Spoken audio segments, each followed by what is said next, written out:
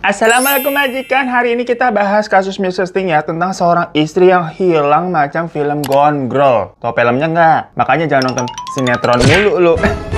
Pokoknya di sini tuh makin lama ceritanya makin banyak rahasia-rahasia yang keungkap satu persatu. Seru deh. Mulai dari image sang istri yang dikira baik ternyata enggak juga, sampai suaminya dicurigai tapi ternyata ada rahasia lain juga. Jadi kira-kira bagaimana nih nasib sang istri yang hilang itu? Hingga akhirnya ditemukan sebuah file-file rahasia macam kayak file-file video 3GP di HP Nokia dulu tuh. Yang tahu-tahu aja ya, kalau kagak tahu kagak usah dicari tahu. Takutnya trauma ntar lu. Maksudnya itu loh, video 3GP anak durhaka yang dikutuk jadi ikan pari. Ntar takut lu liatnya. Bukan video-video 3GP yang lain-lain kok. Ini kita ngomongin apaan sih? Udahlah langsung aja ya. Jadi istri yang hilang itu tuh namanya Katrina Ashley Edlund, yang lahir pada tanggal 16 Juli 1982, di mana dia merupakan anak kedua dari 3 bersaudara. Kakak laki-lakinya namanya Chad dan adik perempuannya namanya Miranda. Namun dulu nih orang tua mereka bercerai dan semua anak ikut sama maknya. Meskipun begitu, kehidupan mereka mah happy-happy aja, akur-akur aja. Bahkan antara Katrina sama Miranda itu juga jadi deket banget. Ya mungkin karena sama-sama perempewi ya, perempuan. Dan walaupun mereka ini adalah anak-anak korban broken home ya, bisa dibilang kan orang tuanya bercerai, tapi mereka tetap tumbuh menjadi anak-anak yang baik, ceria, suka menolong, dan aktif juga ke gereja. Intinya pokoknya dianggap didikan ibunya ini berhasil lah. Singkat cerita, pas Katrina umurnya 20 tahun, dia ini lagi main-main lah ke sebuah bar tuh bareng teman-temannya, kan udah legal ya 20 tahun. Di bar itu tuh diajak kenalan sama om-om namanya Todd Smith. Todd ini tuh seorang duda punya anak 3. Ya biasa ya, om-om tuh nargetin orang yang masih kinyis-kinyis gitu, duda pula. Dan si om Todd Smith ini tuh ngaku kerjanya sebagai konsultan perencanaan keuangan yang jam kerjanya tuh fleksibel. Jadi dia lebih sering kerja di rumah atau WFH. Dan berhubung berarti jam kerjanya ini fleksibel, jadi Todd ini tuh bisa menyesuaikan jadwalnya sama Katrina buat dipepet terus. Alias saya dideketin gitu pakai act of service. Karena si Katrina waktu itu posisinya juga udah kerja ya. Jadi tiap dia pulang kerja tuh dia dijemput sama si Om Todd gitu, makan bareng segala macam, berasa diperhatiin lah, diemong. Akhirnya mereka jadian, pacaran tuh sampai 3 tahun berjalan hubungannya. Dan selama 3 tahun pacaran ini tentunya Katrina tuh ngerasa udah cukup mengenal Todd lah. Udah lama kan. Dia juga sudah dekat sama anak-anaknya Todd karena anak-anaknya Todd ini juga welcome ke Karina. Sepertinya tidak ada yang Todd tutup-tutupi gitu. Dan karena itu tunggu apa lagi? Akhirnya si Todd ini ngelamar Katrina dan lamarannya diterima. Ya mereka menikah. Tahun demi tahun pun berlalu ya. Kehidupan pernikahan dari Katrina ini berjalan baik. Bahkan banyak yang bilang kalau Katrina ini menjadi ibu sambung yang tepat untuk anak-anaknya Todd. Macam Ashanti ke Aura sama Azriel kali ya. Kita kan ngomong ke sana. Maaf ya Bunda Ashanti ya, kan contoh yang baik maksudnya. Sampai masuklah kita di tanggal 20 Oktober 2012. Ya waktu itu usianya Katrina ini udah 30 tahun. Ya walaupun udah tua ya, Katrina masih sering tuh telepon-teleponan sama ibunya buat keep kontak lah, cerita tentang ini itu keseharian dan kehidupannya. Gak jadi anak durhaka. Katrina waktu itu cerita dia lagi nginep di rumah temennya karena diminta memang untuk menjaga rumah temannya itu selama temannya liburan. Yang nanti mungkin sekitar tanggal 24 Oktober setelah temanku pulang, aku main deh ke rumah ibu, dibilang begitu. Ya ibunya dengar anaknya begitu mau datang, senang-senang aja. Dibilang, iya nak, ibu tunggu ya, nanti ibu masakin masakan favorit kamu. Namun sayangnya pertemuan tersebut tidak pernah kesampaian. Karena di tanggal 23 Oktobernya sekitar jam 5 sore, Todd itu tuh menelepon 911. Dia bilang kalau istrinya Katrina itu izin buat pergi jaga rumah temennya dari tanggal 20. Tapi di tanggal 23 pagi nih sampai sore hari, Katrina katanya nggak bisa dihubungin. Dan karena nggak bisa dihubungin, Todd itu memutuskan untuk nyusul ke alamat yang Katrina bilang itu adalah rumah temennya. Tapi pas disamperin ke alamatnya, loh kok kosong? Lah ini jadi teman cerita bagaimana rumahnya kosong? Ya panik lah Todd, ini kok rumahnya kosong gitu, apakah ini rumah hantu? Enggak ya gengs ya. Terus istri Aing di mana nih maksudnya nih? Teleponin juga kagak bisa habisnya. Makanya Todd itu langsung ngabarin keluarga sama nelfon 911 kan tadi. Yang pas dengar kabar kalau Katrina hilang, kakaknya Katrina tuh yang bernama Chad itu posisinya lagi ngejalanin pelatihan militer di Oklahoma. dia langsung buru-buru tuh terbang ke Illinois buat bantu nyari adiknya tersebut. Jadi dari sini terlihat ya hubungan antara kakak adik nih sampai besar yang mereka baik-baik aja. Sore harinya masih di tanggal 23 nih, polisi langsung menemui Todd untuk nanya-nanya kan, maksudnya ini gimana ceritanya kok bisa tiba-tiba istrimu hilang? Ya dijelasin ulang sama si Todd persis seperti apa yang dia sudah sampaikan di telepon. Dan ternyata malam itu polisi juga menerima panggilan telepon lain, di mana panggilan itu dari warga yang ada di daerah Sungai Rock namanya. Dibilang katanya warga ini tuh melihat ada sebuah mobil Chevrolet berwarna biru yang mencurigakan. Itu mobil udah terparkir beberapa hari di tanah kosong dekat Sungai Rock itu. Yang pas dikasih tahu plat dari nomor mobilnya itu ternyata yaitu adalah mobilnya si Katrina. Ya makanya polisi langsung buru-buru ke sana kan buat ngecek. Dan begitu ada info kalau mobilnya Katrina ditemuin di Sungai Rock, ibunya Katrina tuh langsung feeling ini kayaknya udah pasti ada nggak beres. Karena Katrina tuh nggak mungkin main sampai ke sana-sana begitu loh, ke daerah yang anta berantah yang nggak dikenal. Udah jelas pasti ini ada orang yang bawa mobilnya Katrina terus sengaja ditinggal di sana. Soalnya hanya mobilnya aja ditemukan, tapi orangnya kagak ada. Ya dari situ si Todd nih sebagai suami sekaligus orang terakhir yang ketemu Katrina ya langsung dimintai keterangan lebih dalam. Ya menurut keterangannya si Todd, dia terakhir kali ketemu Katrina sebenarnya di tanggal 22 Oktober. Jadi gini geng, sama seperti keterangan ibunya Katrina, Todd juga bilang kalau Katrina nih udah izin nginep di rumah temannya dari tanggal 20. Tapi di tanggal 22-nya dia sempat pulang dulu tuh ke rumah lagi untuk ngambil baju katanya. Tapi habis itu ya pergi lagi ke rumah temannya tersebut. Jadi ya berarti Todd ini terakhir kali ketemu Katrina kan di tanggal 22 ya. Dan waktu itu katanya Katrina mah terlihat biasa aja, kayak wajar nggak ada apa-apa. Dia juga sempat ngomong ke Todd kalau besok maksudnya di tanggal 23-nya nih aku ada fit and proper test di kantor. Jadi semacam wawancara buat naik pangkat gitulah. Cuma dia mau berangkatnya dari rumah temannya itu aja karena jaraknya lebih deket. Jadinya makanya balik lagi cuman ke rumah ngambil baju, habis itu ke rumah temannya lagi. Pokoknya itu menjadi obrolan dan pertemuan terakhir dari Todd sama Katrina. Nah paginya di tanggal 23, seperti pasangan pada umumnya yang mau ngasih support gitu lah ya, si Todd ini ngirim SMS ke Katrina kayak semangat ya wawancaranya, tapi nggak dibales. Dikirim lagi tuh sama Todd, sayang kamu udah sampai kantor belum? Nggak telat kan wawancaranya? Tetap nggak dibalas. Di chat lagi gitu kan, sayang gimana wawancaranya? Aman nggak? Tetap masih tidak dibalas. Dari situ makanya Todd ini udah mulai khawatir dan memutuskan untuk nyamperin langsung ke rumah alamat yang tadi Katrina bilang itu adalah rumah temennya. Tapi sampai sana malah kosong yang kayak tadi udah kita ceritain.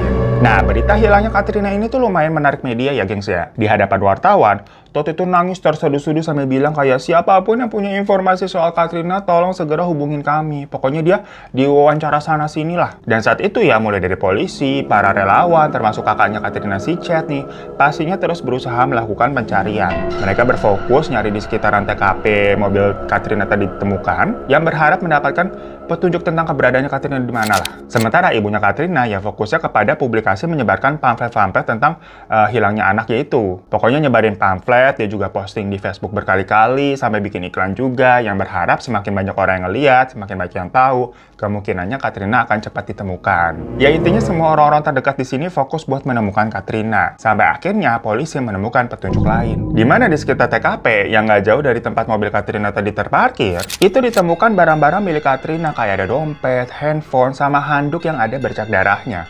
Yang seolah-olah semua itu memang sengaja dibuang di situ. Tentunya semua barang-barang itu akhirnya dibawa tuh ke laboratorium untuk pemeriksaan lebih lanjut. Nah, sambil nunggu hasil lab nih, polisi pun mewawancarai semua orang yang kenal sama Katrina.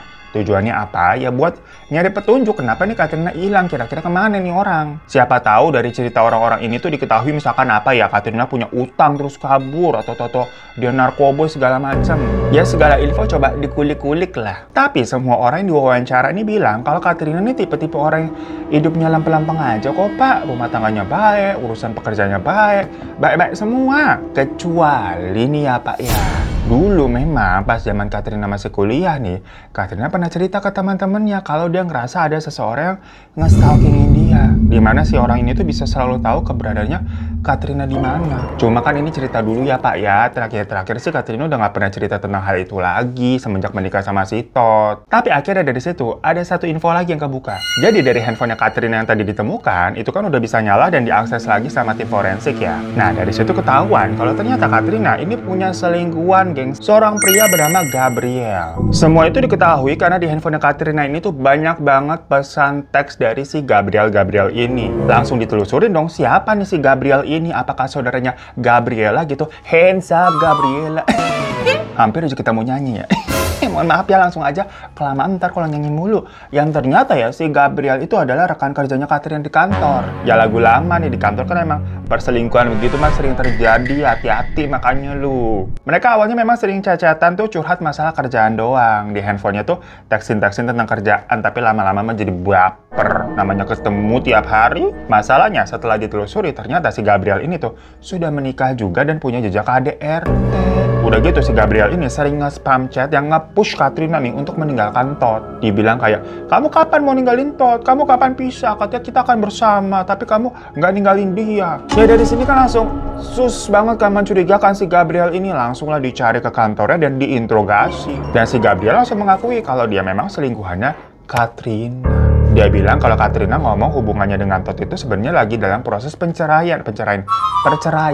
Yang intinya si Gabriel ini nggak ngelak kalau dia selingkuh ya bener. Tapi soal kalau menghilangnya Katrina kemana dia nggak tahu sama sekali. Ditambah memang dari alibinya di tanggal-tanggal kejadian nih, Gabriel ini tuh lagi terus-terusan sama keluarga dan orang-orang terdekat. Yang semuanya dikonfirmasi benar si Gabriel lagi sama kami gitu loh. Nah tapi pas tahu si Katrina selingkuh, tentunya orang-orang nih termasuk keluarga itu shock lah.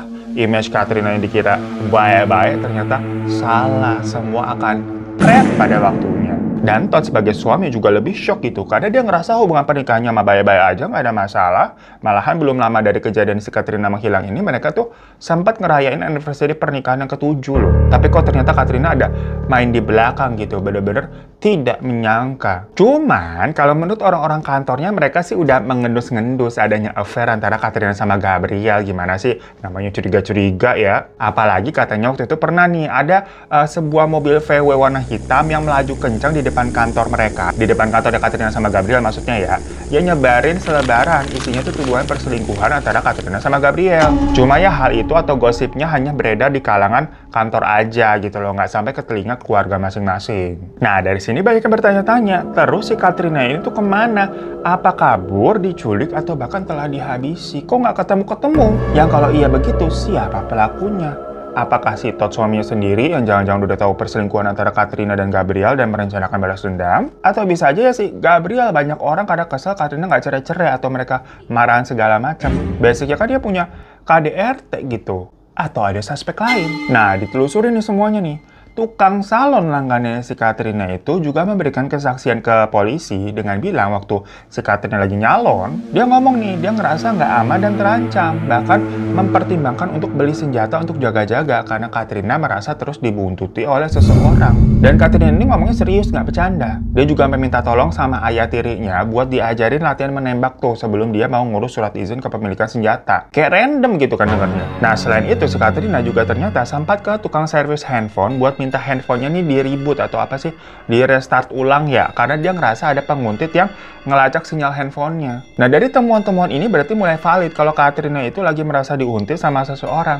Tapi siapa orangnya? Lanjut hingga tanggal 9 November 2012, ada seorang pemadam kebakaran yang lagi cuti dari kerjaannya dan pergi mancing tuh buat ya refreshing aja niatnya gitu ya. Namun hari itu dia malah menemukan seorang wanita yang mengambang dengan kondisi yang udah membusuk, sulit dikenali karena udah kelamaan di air. Dan dari hasil penelitian forensik, dilihat dari struktur giginya, ternyata wanita itu dapat dipastikan adalah ya Katrina. Pihak forensik menyampaikan kalau penyebab utama kematian dari Katrina ini itu adalah pukulan keras dari benda tumpul di bagian kepala yang kemungkinan dilakukan berulang-ulang. Nah berhubung sebenarnya di awal tuh yang paling dicurigai adalah si Gabriel ya, walaupun dia alibinya kuat, jadinya Gabriel ditanya-tanya tuh sama penyidik kayak, kalau dari perspektif kamu siapa kira-kira yang tega melakukan hal ini ke Katrina? Langsung dijawab dengan lugas kayak, ya kalau dari saya Pak ya kemungkinan pasti suaminya. Kan udah saya bilang hubungan Katrina sama Todd itu sebenarnya udah nggak baik. Katrina lagi proses cerai. Setahu saya mereka juga udah pisah rumah, udah pisah ranjang. Jadi kalau Bapak nanya si Todd dan dia bilang hubungan mereka harmonis, jelas ada yang ditutup-tutupi sama si Todd. Nah dari situ si polisi nanyalah ke si Todd. Dan ternyata benar, akhirnya Todd mengakui kalau rumah tangganya dengan Katrina itu tidak harmonis. Sudah bermasalah dari lama. Bahkan si Katrina sudah sempat ketemu pengacara untuk ngomongin soal perceraian. Ya langsunglah kecurigaan sekarang beralih dari Gabriel ke Todd. Dan polisi menemukan fakta lain kalau ternyata si Todd ini sempat tercatat nyewa mobil test drive berjenis VW Jetta hitam, di mana itu adalah mobil yang sama buat nebar brosur perselingkuhan Katrina sama Gabriel di depan kantor. Dan setelah dikorek-korek lebih lanjut lagi, ternyata kantor tempat Todd bekerja itu punya kasus penggelapan duit yang membuat perusahaannya bangkrut, tutup, dan si Todd ini jadi pengangguran. Jadi selama beberapa tahun terakhir tuh Katrina yang nyari kerja, nyari nafkah untuk ngebiayain Todd sama ketiga anaknya. Anak tiri Katrina berarti ya, itu kan soalnya dari Todd waktu duda. Karena dugaan makin mengerucut nih ke si Todd, polisi pun langsung mengeluarkan surat penggeledahan rumahnya Todd. Dan di garasi mobil itu ditemukan adanya tongkat baseball yang tergeletak di sana. Pas dilihat itu tongkatnya, polisi langsung feeling kalau kayaknya ini adalah benda tumpul yang digunakan buat mukul kepalanya Katrina deh. Dibawalah itu tongkat baseball ke laboratorium dan hasilnya positif, ditemukan ada sisa darahnya Katrina. Dari situ Todd diamankan dan diketahui kalau Katrina sama Todd ini sebenarnya memang sudah pisah ranjang, bahkan pisah rumah gengs dari 2 minggu sebelum Katrina menghilang. Jadi ceritanya Katrina katanya mau jagain rumah temannya itu ya bisa dibilang nggak bener. Aslinya nih si Katrina cabut dari rumah dan menyewa rumah lain. Namun antara Katrina sama Todd ini memang telah sepakat untuk nggak ngasih tahu keluarga mereka masing-masing kalau mereka ini udah pisah rumah. Mereka bilang nih sepakatnya si Katrina ceritanya lagi jagain rumah temannya. Ditambah memang penyidik ini tuh udah dari awal merasa janggal dan merhatiin Todd tuh waktu lagi diwawancara pas Katrina dinyatakan menghilang. Dia kan sibuk tuh warawiri gitu muncul di acara-acara TV segala macam sambil nangis terseduh-seduh. Yang sepintas sebenarnya kalau kita lihat mungkin wajar aja ya, karena kan namanya suami kehilangan istri, nangis, dan semakin besar publikasinya, maksudnya dia ke acara 1, acara 2, acara 3, itu makin banyak orang yang tahu, harapannya Katrina akan makin cepat ketemu. Tapi kalau dari versi penyidik nih, kita juga baru tahu maksudnya. Di kasus-kasus sejenis seperti ini, misalkan kalau ada kerabat atau dalam hal ini adalah istri yang hilang, biasanya sang suami nih hanya mau diwawancara seperlunya aja gitu loh. Terus fokus dia untuk ikut nyariin. Jadi nggak lama-lama sibuk jadi bintang tamu sana-sini yang memakan waktu.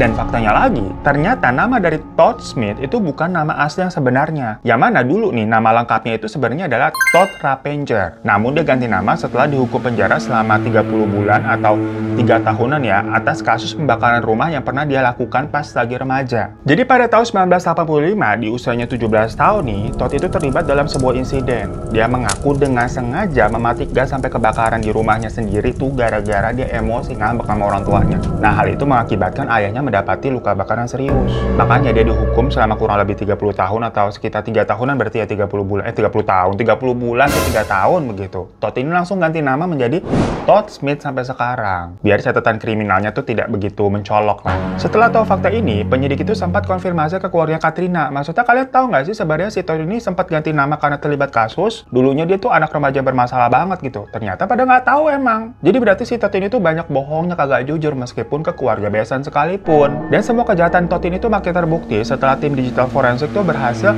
ngembaliin data-data dari laptopnya Todd yang ikut disita waktu ketika penggeledahan. Jadi sebelumnya sama Todd tuh udah sempat dihapus-hapusin. Cuma yang namanya tim digital sana kan canggih ya, bisa merecovery data-data yang telah hilang. Susah ya. Dimana di laptopnya Todd itu tuh ditemukan ada 3 folder yang mencurigakan. Folder 1 yang berjudul KS10412, folder 2 berjudul Selebaran, dan folder 3 berjudul Super Track Stick, yang isinya ayo kita bedah satu-satu. Folder pertama berjudul KS10412.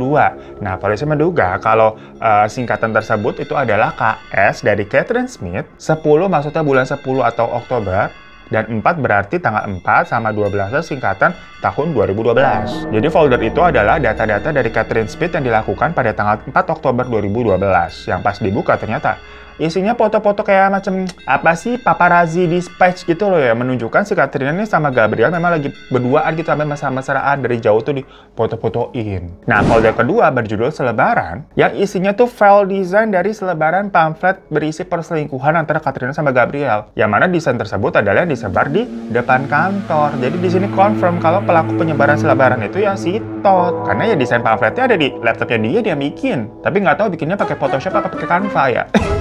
Ya udah, jadi makin kelihatan jelas nih kalau motifnya Todd melakukan semua ini karena dendam dan cemburu. Dan di folder yang ketiga, inilah yang membuat apa ya, kunci dari semua kasus itu kebuka. Di mana folder ketiga itu berjudul Super Track Stick. FYI, itu adalah semacam perangkat GPS yang biasa digunakan untuk melacak koordinat orang atau benda, macam kayak AirTag zaman sekarang. Yang ternyata Super Track Stick ini tuh memang dipasang di bagian bawah mobilnya Katrina. Cuma waktu itu polisi di awal pas nemuin hal tersebut ya dikira itu tuh hanya untuk pengaman aja, macam kayak kalau mobil dimaling orang gitu kan, jadi kita bisa tahu dibawa kemana sama malingnya. Tapi ternyata data tersebut itu connect ke laptopnya si Todd, yang mana harusnya nih maksudnya dari awal pas Katrina hilang, ya dia kan bisa ngelacak sendiri dong harusnya mobilnya Katrina ada di mana. Tapi seolah-olah dia nggak tahu sama sekali keberadaannya si Katrina. Jadi kan ini sus banget. Dan berarti juga dia adalah stalker yang selama ini Katrina resahkan. Yang nggak lain dan nggak bukan, lah suaminya sendiri ternyata. Bahkan jauh sebelum mereka menikah. Ingat nggak tadi penuturan orang-orang yang pas diinterogasi bilang kalau Katrina dari kuliah tuh merasa ada yang selalu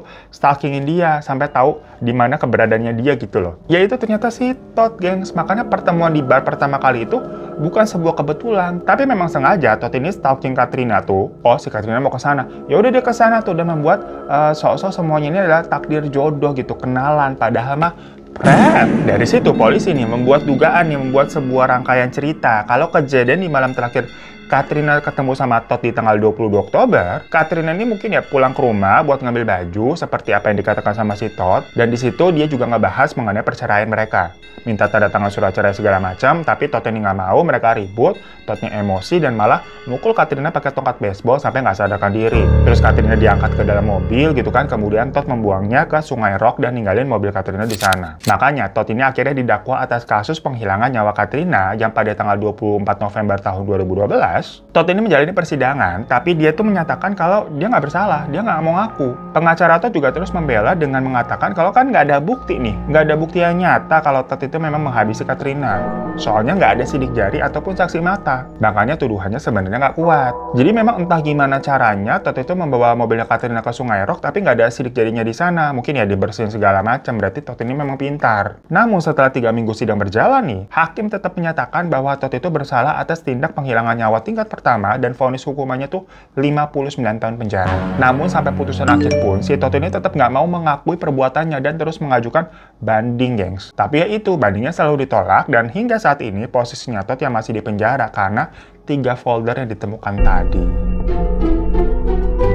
Saya itu majikan sebuah kasus yang sebenarnya walaupun itu udah case close ya, masih gantung dikit gitu. Karena gimana pun juga kan, memang tidak ada bukti yang pasti sih kalau Todd itu menghabisi Katrina. Semuanya hanya berdasarkan 3 folder yang ditemukan yang memang terlalu mencurigakan aja. Dan jadinya nggak ada suspek lain. Kalau Gabriel ya bisa aja, tapi alibinya terlalu kuat. Dimana di tanggal-tanggal itu tuh banyak saksi mata yang mengakui kalau Gabriel lagi bersama mereka. Jadi kan nggak mungkin dia melakukannya. Ya memang kalau kita dengerin dari tadi tuh motif dari Todd ya bisa sangat jelas. Maksudnya dia pasti cemburu atau marah dengan istrinya karena sampai mau cerai punya laki-laki lain. Yang berarti ini lagi-lagi masalah selingkuhan ya. Ya Tuhan, bener-bener dari kemarin ya. Padahal Babu udah menghindari loh hal-hal tentang perselingkuhan karena udah muak, udah bosen dengannya ya. Tapi kenapa tanpa sengaja nih ada kasus-kasus atau cerita-cerita yang nyerempetnya ke sana mulu?